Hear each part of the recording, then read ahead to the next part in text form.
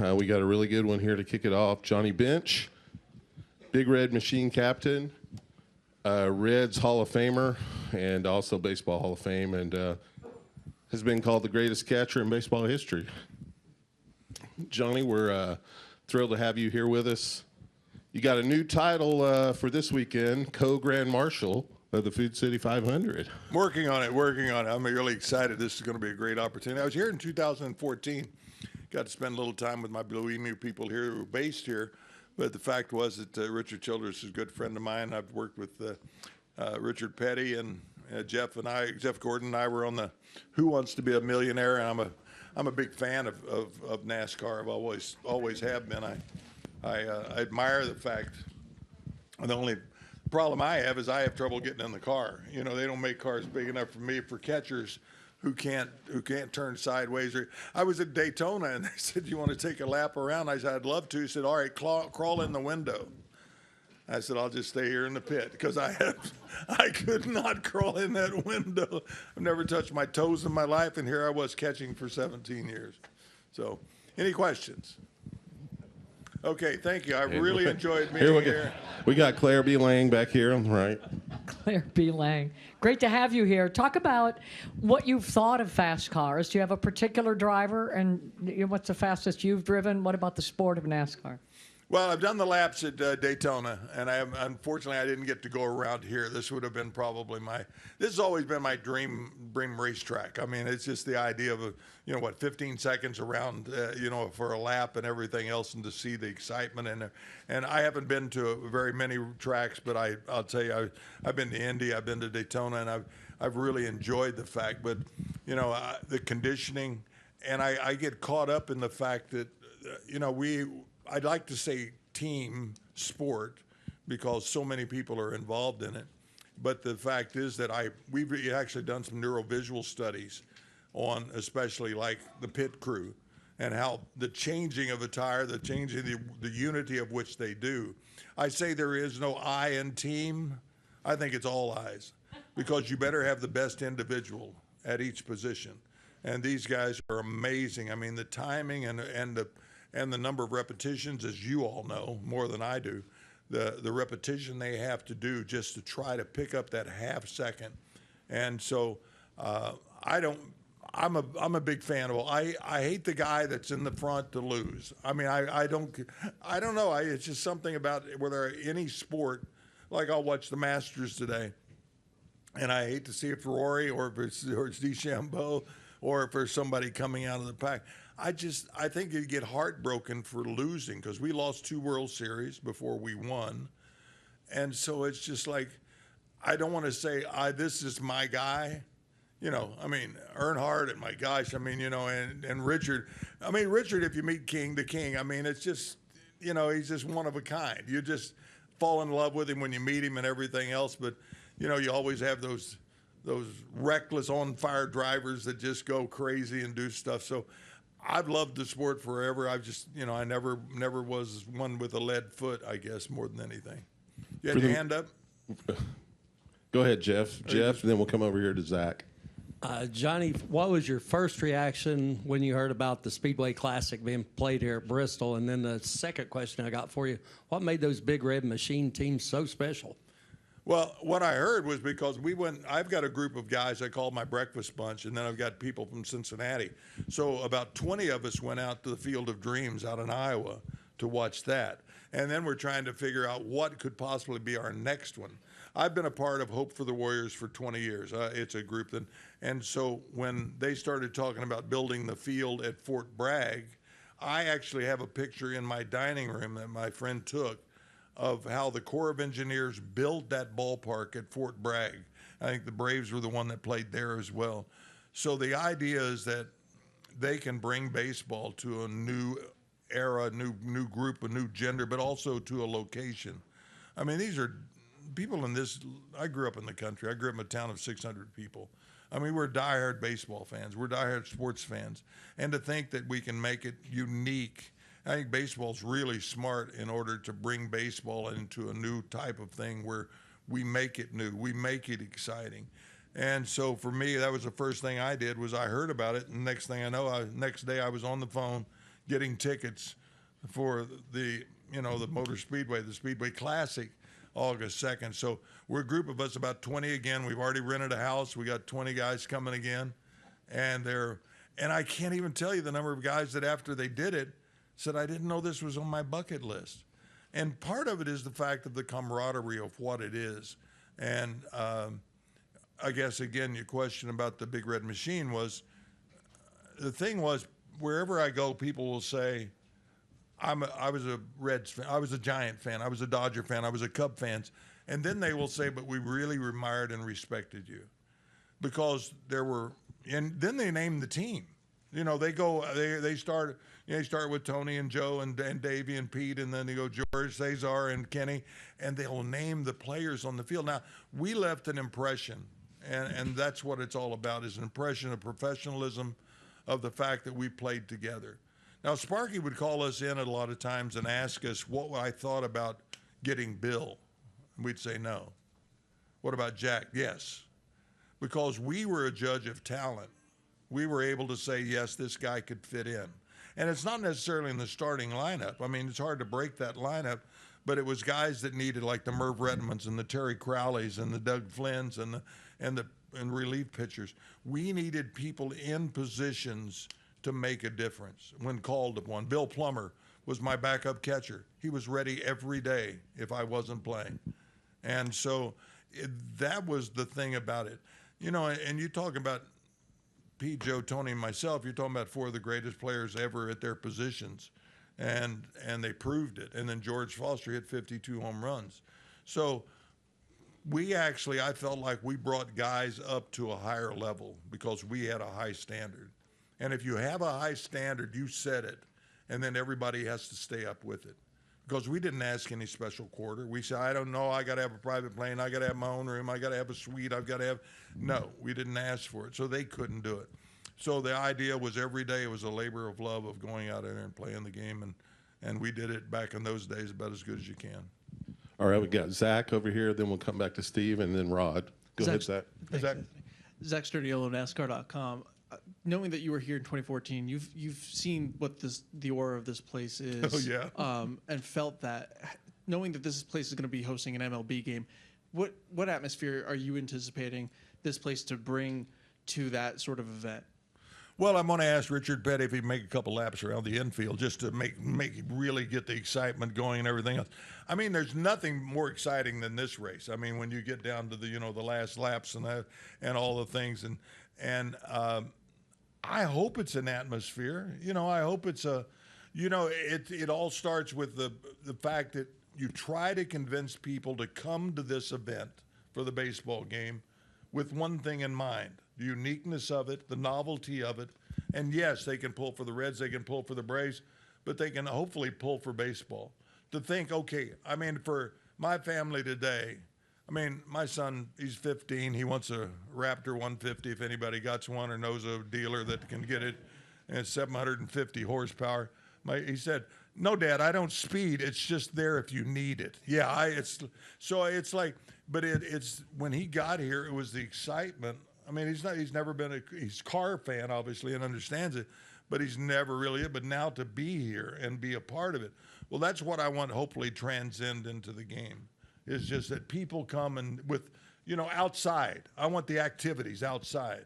I mean, that's going to set the tone as to what's going to be inside. We make it to where it is. We talk about the excitement, the fun of it. And if we can create a fun and atmosphere and almost like a parade atmosphere type of thing where, we're going to a party and let's show up with a good attitude and let's really enjoy the game. All right, go to Steve, and then we'll come to Rod. Steve Schweitzer with the Lasco Press. Jenny, when you look out there out the door today with all of those trucks parked in the infield here, what would you say to a fan with regard to how on earth are they going to put a baseball stadium in there? Oh, we did. I mean, right now, that's why I came over here and I had them take a picture of this and what AI can do, of course, of trying to put that field. And they do it. I mean, my son's going to be a computer engineer, computer science engineer.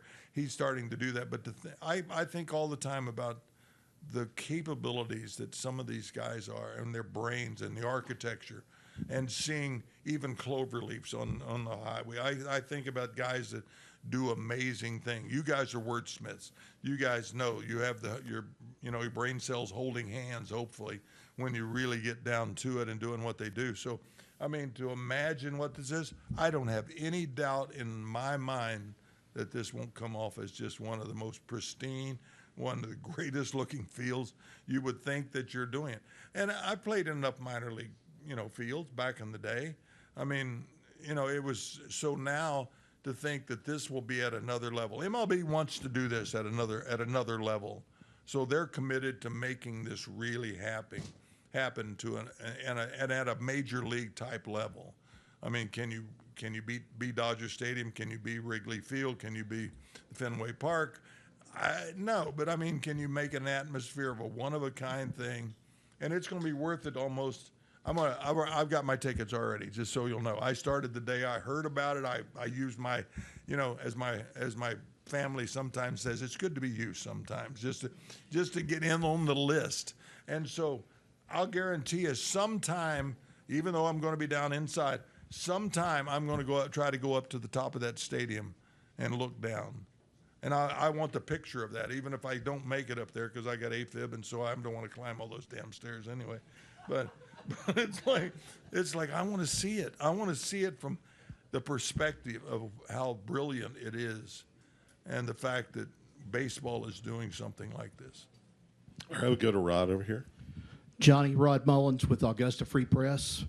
The question I have for you is this: in your opinion, do you believe that the selection process to Cooperstown is more of a popularity contest, or is it based on career stats? And the reason why I'm saying that is because 2 Reds out of 5 that I was looking at on Reds.com are not in the Major League Baseball Hall of Fame, and that's Vada Pinson and also Dave Concepcion. What's your thoughts? A little break in the action here. It's 5 o'clock somewhere. That's what the hell it is. I could use one right about now with that one in. I don't. All right. Here's the deal. You got to vote. You can vote Hall of Fame for race car driving. I mean, if it's the media, I mean, the guys who've covered the sports are making these decisions. I got 96.4%. Where in the hell were the other 3.6%? What did I do wrong? And Aller is acting like, but it is totally based on merit. Now, there's some writers new writers that came in and do this stuff, and they have a different opinion. What hurt a lot of players was the fact that they went from the National League to the American League after free agency. And so if you guys over here are American leaguers, and these are National leaguers, you saw this guy play for all those years. He was a Hall of Famer. But he comes over here, and the American League says, we saw him at the end of his career. He wasn't that good. So all of a sudden, you're not voting. It is based on merit as fine. The only thing there's a popularity contest might be the Veterans Committee, to some respect. But I've sat in on some of those veteran committees, and I mean, it is like Benihana of Tokyo. They'll chop you up in a heartbeat. And this guy, I always heard when I got up there that there were guys like Bob Fella and Robin Robertson, guys, and Frank Robinson, that says, this isn't for the very good, this is for the great. And that's what hopefully they've tried to maintain. I think there were guys, I know there was guys back in the early days when the Veterans Committee would vote, and there were 10 or 11 guys, and they were all related, but they were good old boys, and everything else would say, hey, let's get old Bill a vote. And then wound up all 10 of them voted for him, and there was always some question. In fact, at one time, I think there were more in the Veterans Committee was voted in than by the election committee by the writers. So I don't, it's not a popularity contest, I can tell you that. But there will be writers who have a grudge against somebody. I mean, writers would never do that, would they? Not that I know of, but Ted Williams hit 406 the year that DiMaggio won the MVP, and the 2 Boston writers did not vote for him anywhere on the ballot. So that was an unpopular vote. As far as you can say, was it popular? No, it was very unpopular because they didn't do it. I think it's been really fair in so many aspects, and then baseball, the Hall of Fame tries to make sure that nobody got overlooked, and that's why they have. But Veda Pinson was my locker mate, as smooth and as glad and everything else, and then the next guy will come along and say, well, this guy's in. You know, would you have David Concepcion over Phil Rizzuto or Pee Wee Reese, or will you start comparing? And today there is so many analytics out there. And these guys they'll bombard these writers with information that they never would have thought. I mean, if you look at stats today, there are guys that were on the ballot the last 2 or 3 or 4 years. You could actually make a case that they were better than Tony Gwynn. I mean, so I guess it's just how you want to break down the analytics and how far you want to go with it to prove that they are more worthy than not. And I feel it's just, until there's a better way. But we'll have our favorites. You have a favorite. I have David Concepcion as a favorite. And when I was in the meeting, I talked about Dave Concepcion. Okay, and Ozzie Smith is sitting there. And I said, Ozzie, if you don't come into the league, Davey wins 10 Gold Gloves. Now he's in the Hall of Fame. But when you have Johnny Bench catching, Bill Plummer's not going to make the team. So, I mean, you wind up saying, well, if you look at it this way, he was this. If you look at it that way, so there's going to be guys that are overlooked. That's what the Hall of Fame has done, trying to have a different vote from the past.